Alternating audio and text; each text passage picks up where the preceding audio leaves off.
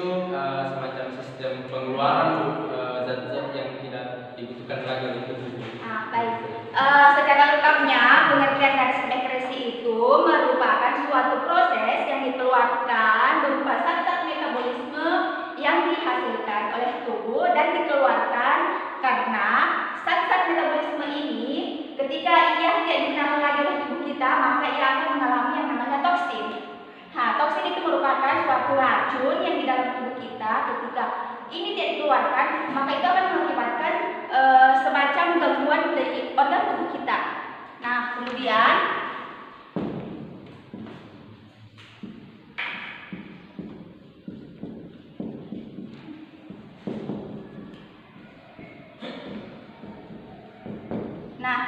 adik-adik sudah tahu kan pengertian dari sistem ekskresi itu apa? Sudah, Bu. Oke, dari itu organ sistem ekskresi sendiri coba sebutkan Sri Handari. Irawati, sistem ekskresi. Organ sistem ekskresi itu apa? Apa saja, kulit? Kulit. Ayo, Ismayanti. Sistem ekskresi pada manusia. Sistem ekskresi pada manusia itu Paru-paru. paru-paru. Kemudian Hati. hati. Kemudian apa lagi? Itu bisa tahu. Satunya lagi itu ginjal. Oh, Pertama ginjal. Ingat ya, ginjal. Kedua paru-paru.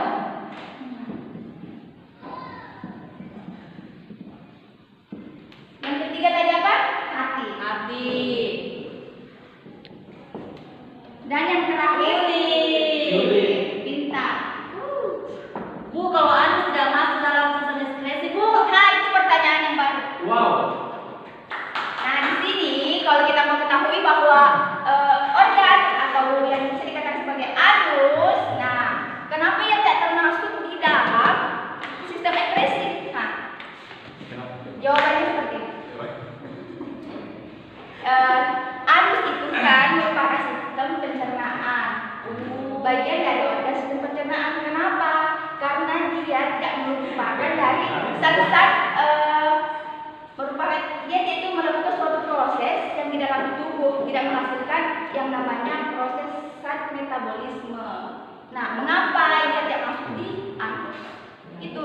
Iya, Bu. Paham kan? Iya. Kenapa anus tidak masuk? Oke. Di sini ada gambaran. Kemudian yang ketiga ya. Ketiga itu fungsi. Fungsi dari ginjal. Ada yang tahu? Ini, Bu, menghasilkan urin. Fungsi dari ginjal itu juga menyaring darah yang mengandung sisa metabolisme dari sel di seluruh tubuh kita. Ginjal itu terbagi menjadi dua. Ada yang ginjal sebelah kanan dan sebelah kiri. Ginjal itu letaknya di bagian dalam perut, di bagian belakang tubuh kita, itu sebagai dorsal. Ginjal sebelah kiri letaknya lebih tinggi daripada ginjal sebelah kanan. Kenapa bisa, Bu? Kenapa bisa? Karena di sini perbandingan antara ginjal kita kan itu ada dua. Jadi ketika ginjal kita mengalami kerusakan, maka disitulah. Kemudian yang bagian ginjal warna merah karena banyak darah yang masuk ke dalam ginjal.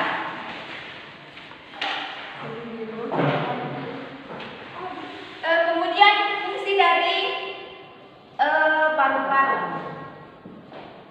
Fungsi dari paru-paru itu kan menghasilkan oksigen dari luar, kemudian dikeluarkan karbon dioksida. Fungsinya itu merupakan dari sistem ekskresi. Kemudian bagian fungsi hati.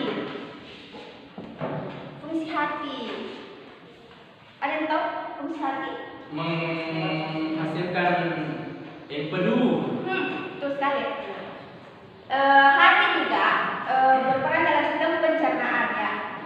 pigmentasi juga berperan dalam sistem ekspresi, yaitu mengekspresikan satu warna biru yang disebut dengan bilirubin.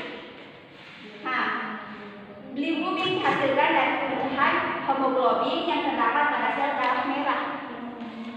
Sel darah merah hanya memiliki rentang waktu hidup antara 100 sampai 120 hari karena sel darah merah tidak memiliki inti sel.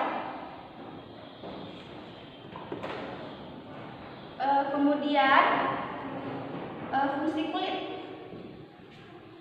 Ada tahu fungsi kulit? Fungsi kulit itu banyak memiliki fungsi ya. Di sini fungsi kulit itu yang pertama melindungi jaringan di bawah dari kerusakan fisik karena gesekan penyiaran. Ketika kita terkena UV atau matahari, itu bisa melindungi tubuh kita dengan adanya kulit. Kemudian juga di sini fungsi mengurangi kulit mengurangi kehilangan air dalam tubuh, mengatur suhu tubuh dan menerima rangsangan dari luar. Nah, lapisan kulit itu terbagi menjadi dua. Ada yang tahu? Epidermis. Apa? Epidermis. Epidermis dan dermis. Epidermis dan dermis. Epidermis itu apa ini? Ikan. Epidermis. Bukan. Kalau Asria? Tidak tahu, Bu. Nggak tahu? Iya, Bu. Oke. Sini epidermis dan dermis itu merupakan bagian kulit luar yang disebut dengan epidermis, sedangkan kulit dalam disebut dengan dermis. Iya, Bu. Oke. Ini gambaran kulit. Kelihatan tuh. Kelihatan? Sudah lihat? Iya, Bu. Nah, sini bisa kita lihat epidermis bagian atas ya. Sedangkan yang di dalam ini disebut dengan dermis. Nah, kelenjar minyak bisa lihat yang ini di dekat rambut. Ini disebut dengan kelenjar minyak. Iya, Bu. Bisa lihat kan? Nah, keringat itu yang melekat di bagian luar epidermis nih. Keringat. Ini bagian pori-pori, yang lubang-lubang ini pori-pori. Sedangkan yang ini adalah rambut. Kemudian jaringan sarafnya yang ini ya. Perhatikan. Iya, Iya, Bu. iya, Bu. Iya, benar. Kita butuh kali. Kemudian untuk vena dan arterinya ini warna merah. Arteri warna merah dan vena yang warna biru. Perhatikan kan? Perhatikan. Oke. Selanjutnya kita bahas. Sudah paham kan? Iya, Paham. Depresi. Paham. Oke, kita lanjut di beberapa gangguan atau penyakit pada sistem ekskresi. Sini saya sebutkan saja nah. Pada waktu juga. Yang pertama itu nefritis. Penyakit nefritis adalah penyakit rusaknya nefron, terutama pada bagian-bagian glomerulus ginjal. Kemudian yang kedua batu ginjal. Batu ginjal adalah gangguan yang terjadi akibat terbentuknya endapan garam. Kemudian yang ketiga yaitu albuminuria. Albuminuria merupakan penyakit yang terjadi akibat adanya kerusakan pada glomerulus yang berperan dalam proses filtrasi. Yang keempat, hematuria. Penyakit hematuria merupakan penyakit yang ditandai dengan adanya sel-sel darah merah pada urin. Nah itu salah satu penyakit pada ginjal. Kemudian diabetes insipidus. Penyakit ini disebabkan karena seseorang kekurangan hormon ADH atau hormon antidiuretik. Kemudian yang keenam, kanker ginjal. Kanker ginjal merupakan penyakit yang timbul akibat pertumbuhan sel pada ginjal yang tidak terkontrol sepanjang dalam ginjal.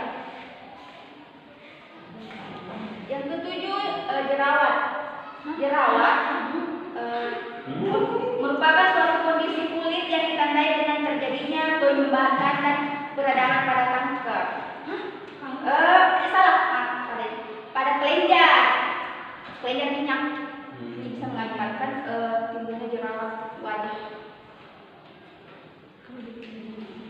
Kemudian yang kedelapan, biang keringat.